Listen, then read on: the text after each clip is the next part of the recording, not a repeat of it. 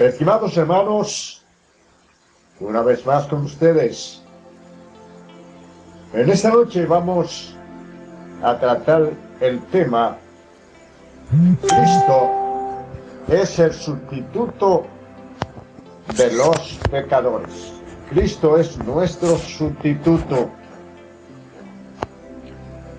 La porción bíblica que vamos a analizar esta noche, el verso bíblico, estos son mensajes o sermones textuales donde cogemos un texto bíblico y lo desglosamos por parte, respaldándolo con los otros versos bíblicos que tienen que ver con cada parte del texto en cuestión. El texto que vamos a analizar esta noche se encuentra en la primera carta del apóstol San Pedro, capítulo 2 y verso 24, que dice: quien llevó él mismo nuestros pecados en su cuerpo sobre el madero, para que nosotros, muertos a los pecados, vivamos a la justicia, y por sus heridas fuimos nosotros curados. El apóstol Pedro, en este capítulo 2 de su primera carta o epístola, nos habla de los sufrimientos por los cuales debe pasar el cristiano y la actitud que debe tener el cristiano frente a los sufrimientos, sabiendo que se deben a una causa noble. El apóstol presenta como ejemplo a nuestro Señor y Salvador Jesucristo, que sin dar ningún motivo sufrió. Pero él no solamente nos habla de los padecimientos de Cristo, sino de la causa de los mismos y el resultado de ellos. La primera parte de este verso bíblico dice: ¿quién llevó a sí mismo? ¿Quién llevó a sí mismo?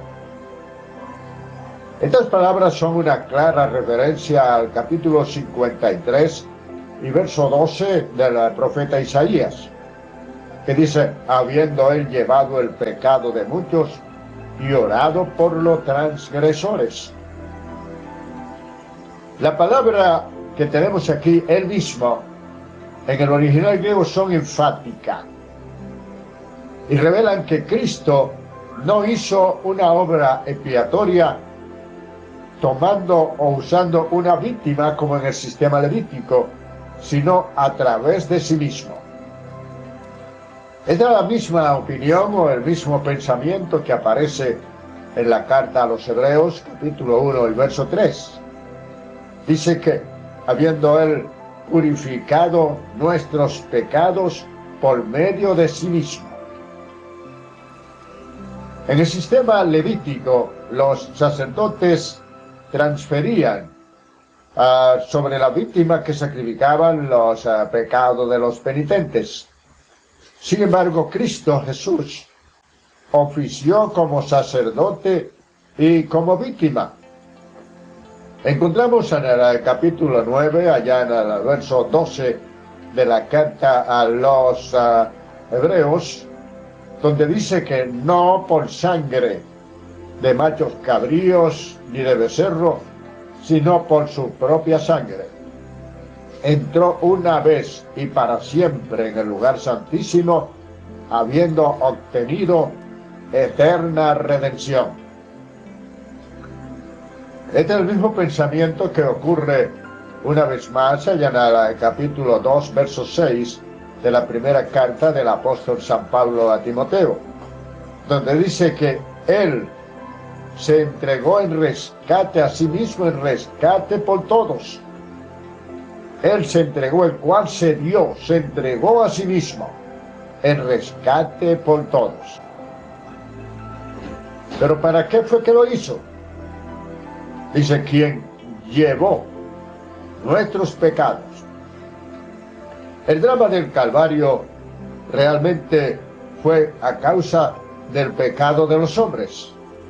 O sea que la muerte de Cristo no fue algo de ninguna manera y bajo ningún concepto, no fue algo al azar, sino que fue algo premeditado y fue a causa de esa muerte, de esa crucifixión de Cristo, fue la causa del pecado de los hombres.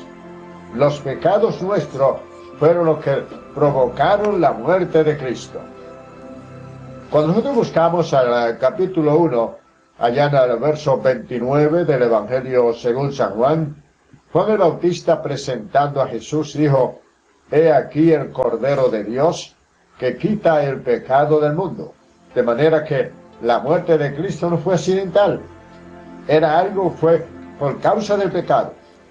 El apóstol Pablo interpreta la muerte de Cristo en referencia a los pecados del mundo, cuando escribe su primera carta a los Corintios, allá en el capítulo 15 y verso 3, donde dice que Cristo murió por nuestros pecados. ¿Pero para qué murió? ¿Y cómo murió? Él llevó nuestros pecados en su cuerpo sobre el madero, en su cuerpo. El cuerpo de Cristo es la base, según las Escrituras, de nuestra reconciliación. Cuando buscamos el capítulo 1, allá en el verso 21 y 22 de su epístola a los Colosenses, dice, ahora somos reconciliados con Él por el cuerpo de carne a través de la muerte. De manera que la reconciliación que hay entre Dios y nosotros es a través del cuerpo de Jesucristo. Cuando nosotros buscamos para confirmar esto una vez más, de que el cuerpo de Cristo realmente es el que ha podido lograr esto, la santificación también es lograda, así como fue lograda la reconciliación por medio del cuerpo de Jesucristo, la santificación también es lograda por medio de su cuerpo. Cuando buscamos en el capítulo 10 y verso 10 de la epístola a los Hebreos, encontramos allí donde dice que en esa voluntad somos santificados mediante la ofrenda del cuerpo de Cristo, el cual se ofreció una vez y para siempre. O sea que por medio del cuerpo de Cristo nosotros realmente recibimos la santificación. Cristo es realmente nuestro sustituto. Cuando en el año de 1848 hubo aquella batalla que llenó la ciudad de Marsella en sus llanuras hermosas, la llenó de cadáveres, pues buscaron a un joven para alistarlo para el ejército. Este joven se llamaba Carlos Donardi. Sus padres, buscando un sustituto para que su hijo no fuera a la guerra, pues daban cualquier cosa, pero no encontraron a nadie. Se alistó, se puso su mochila y salió para el cuartel. Pero un primo hermano suyo, llamado Carlos Donardi, César Manatí, Carlos Donardi iba ya a ingresar en el ejército para ir a la guerra. Pero apareció su primo César Manatí y le dijo que él podía quedarse y que él lo sustituiría. Y le ofrecieron un montón de dinero y dijo que no, que iba por amistad, por amor y no por dinero. Y que lo único que quería era que lo recordaran como alguien que lo amó a su primo y que amó a su familia. Y allí lo aceptaron y vistieron en el ejército a su amigo y su primo, y entonces el otro regresó sano y salvo a su casa y su padre lo recibieron verdaderamente con toda la algarabía del mundo, viéndolo libre del peligro de la guerra. Pero ¿qué sucede? Que el primo se fue a la guerra, murió en la guerra, y levantaron entonces un busto que decía, este murió en su lugar. Eso fue lo que Cristo hizo con nosotros. Él es nuestro sustituto. Nosotros teníamos que morir, como dice Romanos allá en el capítulo 6 y verso 23, porque la paga del pecado es la muerte, mas la dádiva de Dios es vida eterna en Cristo Jesús, Señor nuestro. Él es el sustituto nuestro, murió en nuestro lugar. Él murió en mi lugar, decía el primo de Carlos Donardi, porque su primo César Manatí murió en su lugar. Y así le pusieron en la lápida: Él murió en mi lugar. Nosotros realmente tenemos ese sustituto nuestro, ese gran sustituto que es nuestro Señor Jesucristo. Y dice, en su cuerpo, sobre el madero. La idea es que realmente cuando Cristo estaba colgando en la cruz, estaba expiando o expió los pecados de toda la humanidad en su cuerpo sobre el madero. Eso quiere decir que la obra de redención no se llevó a cabo en un lecho de rosas, sino en un patíbulo, en una cruz, en una cruenta cruz. No fue un lecho de rosa, estimado hermano y amigo, sino que fue en un patíbulo, donde el Señor fue colgado. En aquel lugar nos sustituyó a nosotros, que merecíamos esa horrenda muerte, pero Él vino y nos sustituyó a nosotros. Era nuestro sustituto. El tema del madero es muy común en el Nuevo Testamento. Cuando buscamos el capítulo 5, verso 30 del libro de los Hechos de los Apóstoles, el apóstol Pedro, frente allí a los líderes judíos, le dijo que ellos crucificaron o mataron al dador de la vida colgándolo en un madero. Fue colgado en un madero. En el capítulo 10, verso 39 del libro de los Hechos, el apóstol vuelve a hablarle de nuevo acerca de esto. Dice: y nosotros somos testigos de todas las cosas que Jesús hizo en Jerusalén y en Judea, y a quien mataron colgándolo en un madero. El apóstol Pablo nos habla de nuevo acerca de esto, en el capítulo 3 y verso 13 de la epístola del apóstol San Pablo a los Gálatas, donde dice que Cristo nos redimió de la maldición de la ley, hecho por nosotros maldición, porque escrito está: maldito todo aquel que es colgado en un madero. Allí el apóstol Pablo está citando a Deuteronomio capítulo 21, verso 23.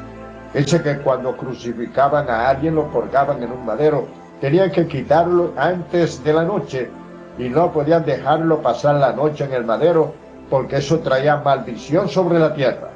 Entonces Cristo realmente llevó la maldición nuestra, siendo nuestro sustituto en la cruz del Calvario. La otra parte de este verso dice: habiendo muerto al pecado. Morir al pecado indica que el pecado ya no tiene para nosotros ningún atractivo, porque si hemos muerto al pecado, entonces el que está muerto no tiene ningún atractivo. Las cosas pecaminosas de esta vida no deben atraer al cristiano, porque espiritualmente está muerto. El apóstol Pablo, cuando escribe su epístola a los Romanos, capítulo 6, allá en el verso 2, dice allí en forma bien clara y sencilla que nosotros, los que hemos muerto al pecado, ¿cómo viviremos aún en él? Quiere decir que no debemos seguir practicando nosotros el pecado, porque hemos muerto a él. En Colosenses, allá en el capítulo 3 y verso 3, el apóstol dice claramente que nosotros estamos muertos y nuestra vida está escondida con Cristo en Dios. Si habéis realmente muerto en Cristo, no tiene los atractivos del pecado sobre tu vida. Para eso hay que profundizarse en la palabra, profundizarse en el Evangelio, en la relación con Dios, para desengañarse de este mundo pecador en que vivimos, y así tener vigente el sustituto nuestro, que es el Señor. Se cuenta que en una ocasión unos 40 soldados desertaron de la fila donde tenían que estar, y fueron sentenciados a muerte. Pero el general dijo que escogieran uno de cada grupo, porque no era necesario que murieran todos los hombres. Cuando llegó el crepúsculo, la puesta de sol, para fusilar a aquella gente, apareció un joven llamado Guillermo Lear y vio que en la fila de los que iban a ejecutar estaba un directo amigo suyo. Y le dijo: tú tienes una gran familia que te espera. Yo tengo 18 años de edad y no tengo a nadie que me espere en casa. Pero tú tienes una gran familia que depende de ti. Permíteme que yo ocupe tu lugar y te sustituya a ti, muera en tu lugar. Y le dijo: no puede hacerlo porque la ley dice que yo debo morir por lo que hice. Y él insistió. Hablaron con el general y el general dijo: bueno, mis leyes dicen que un hombre debe morir. Si quieres sustituirlo, bien puede. El general abrió los ojos grandotes y la boca porque no creía que aquello era verdad. Sin embargo, Guillermo Leal murió en lugar de aquel soldado quien regresó a su casa con su familia, y este joven valeroso y con un amor incuestionable y una amistad realmente no indubitable para su amigo, murió en su lugar, fue su sustituto.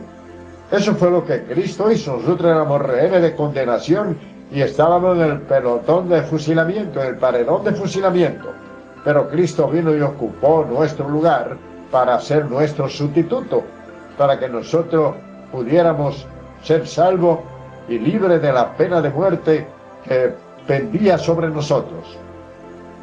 La otra parte de este verso dice: para que vivamos a la justicia. Morir al pecado, vivamos a la justicia. Esto es algo fundamental.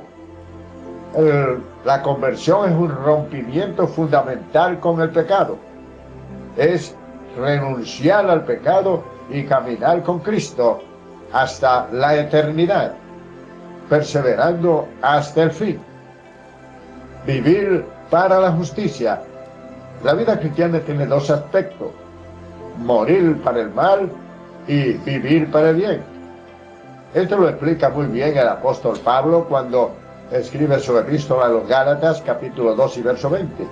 Porque para mí el vivir es Cristo y el morir es ganancia. Y lo que ahora vivo en la carne, lo vivo en la fe del Hijo de Dios, el que me amó y se entregó a sí mismo por mí. En el verso 21 él dice: porque si la justicia fuera por la ley, entonces por demás murió Cristo. Entonces yo no desprecio la gracia de Dios, dice Pablo, porque si fuera por la ley, entonces Cristo murió de más. Entonces, estimado hermano y amigo, Cristo es verdaderamente nuestro sustituto. Así como César Manatí sustituyó a Carlos Donardi y como Guillermo Lea sustituyó al soldado que había violado la ley, así nosotros violamos la ley de Dios y éramos reos de condenación. Sin embargo, Cristo vino y ocupó nuestro lugar. Cuando buscamos el capítulo 3, verso 23 al 25 de la epístola a los Romanos, encontramos allí claramente donde dice: porque por cuanto todos pecaron, están destituidos de la gloria de Dios. Dice: más siendo justificados gratuitamente por su gracia, mediante la redención que es en Cristo Jesús.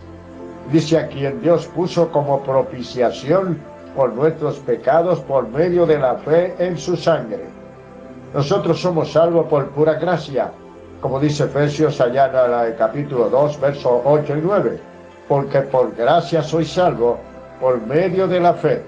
Y esto no es de vosotros, pues es un don de Dios, no por obra, para que nadie se gloríe.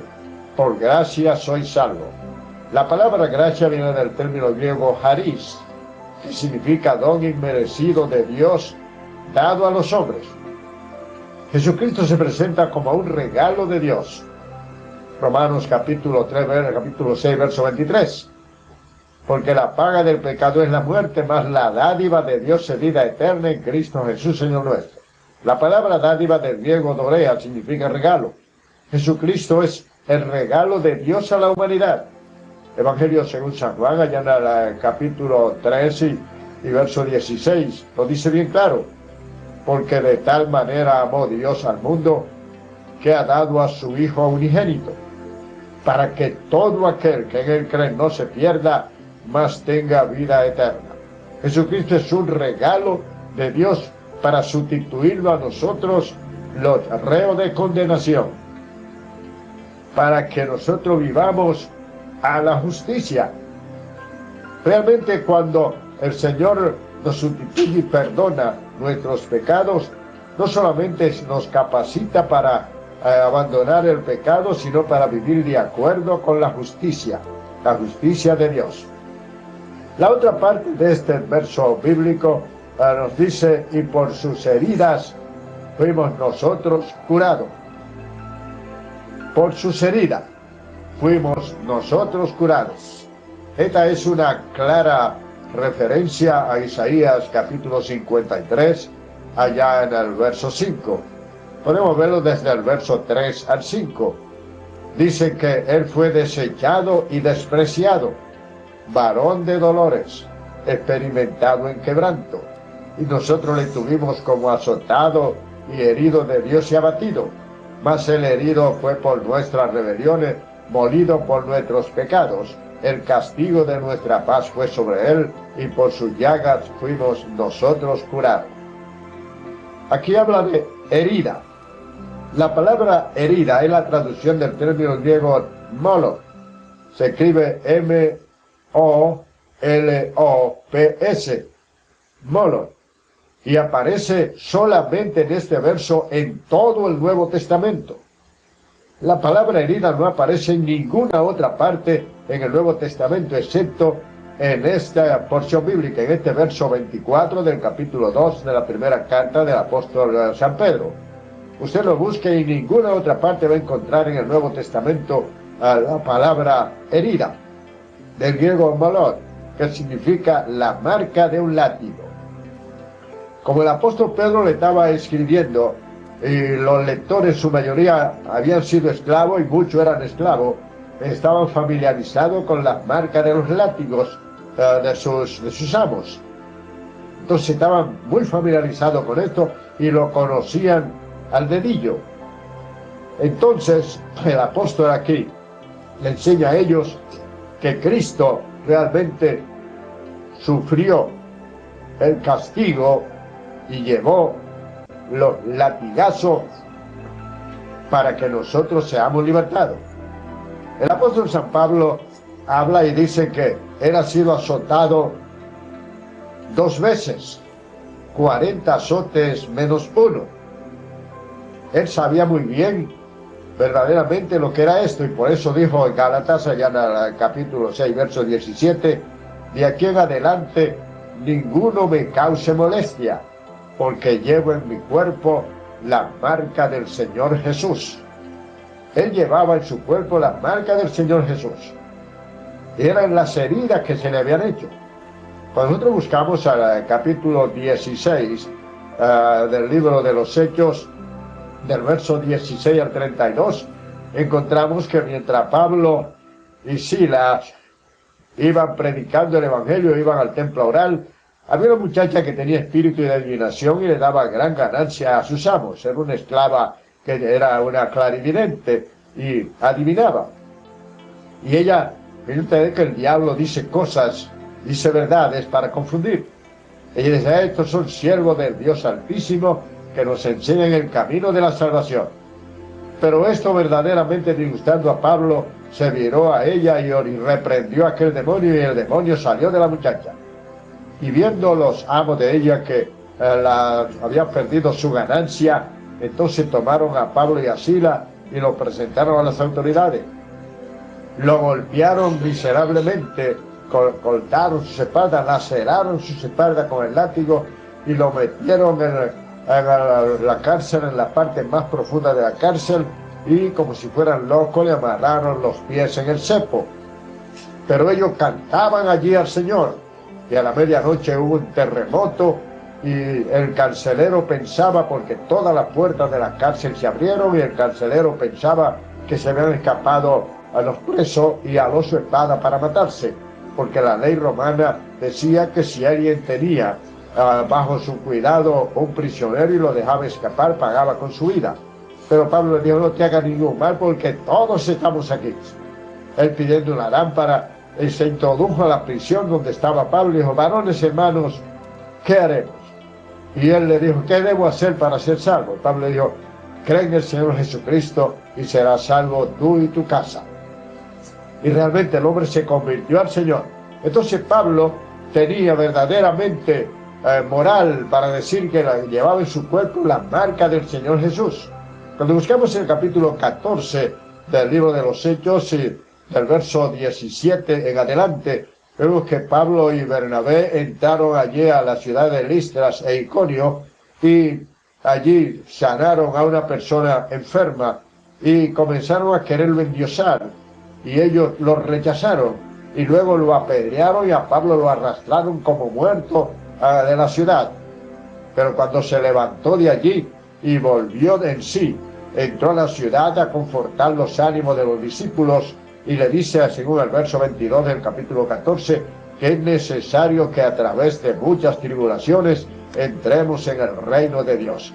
Entonces él sabía lo que estaba diciendo cuando escribió a Gálatas capítulo 6 verso 17: de aquí en adelante ninguno me cause molestia, porque llevo en mi cuerpo la marca del Señor Jesús, la marca del látigo verdaderamente que le laceró su espalda por causa del Evangelio de Jesucristo. Pero él decía en Romanos capítulo 1 verso 16: porque no me avergüenzo del Evangelio, porque es poder de Dios para salvación a todo aquel que cree, al judío primeramente y también al griego. Eso quiere decir que el apóstol no se avergonzaba a pesar de todos los padecimientos que tenía. Los vejámenes lo burlaban, lo perseguían los judíos, los perseguían falsos hermanos, náufragos en alta mar, laceradas sus espaldas, pero no me avergüenzo del Evangelio. Hay religiones que dan verdaderamente vergüenza y dan pena, movimientos que dan pena, sectas que dan pena, pero el Evangelio de Jesucristo dignifica al ser humano, y Pablo se encontraba dignificado con aquel que fue su sustituto y que murió en su lugar. Murió en su lugar.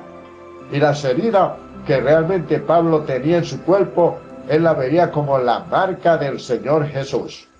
Cristo es nuestro sustituto. ¿Ya usted aceptó ese sacrificio hecho en el Calvario, estimado amigo que me ve en esta noche? Si no lo ha hecho, hágalo, y así usted realmente no tendrá que responder por sus hechos, ya que Cristo en la cruz del Calvario perdonó nuestros pecados, limpió nuestras maldades y ha abierto la puerta del cielo para todos aquellos que lo invitan a entrar en sus corazones. Tendrá intimidad con el Señor, como dice Apocalipsis capítulo 3 y verso 20. Yo estoy a la puerta y llamo. Si alguno abre la puerta, yo entraré y cenaré con él y él conmigo. Tendrá intimidad con el Señor y lo habrá aceptado como su sustituto, y usted no tendrá que responder ante Dios por los pecados cometidos, porque Cristo en la cruz del Calvario lo llevó en lugar suyo. Dios le bendiga rica y abundantemente, son mis deseos y oración. Es su hermano Gabriel Beltré, pastor de la Iglesia Cristiana Damasco en La Milagrosa y en la Ermita Moca, y supervisor del Concilio de Damasco en la República Dominicana. Será hasta una próxima audición.